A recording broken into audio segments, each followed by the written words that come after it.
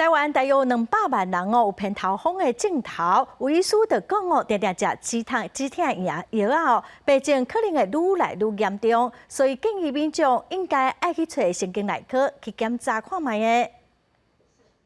那一开始头痛，我几乎是躺着的，不能动。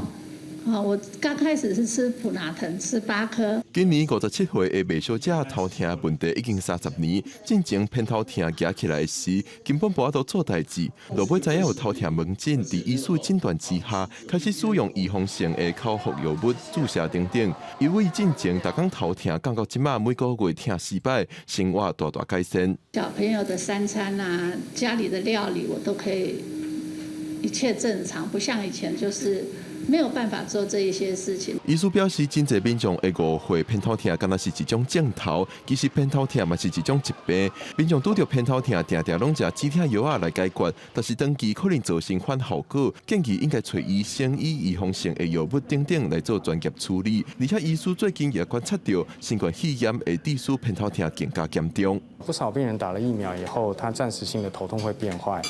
那另外一个是染疫以后，也发现有些病人的头痛会变坏。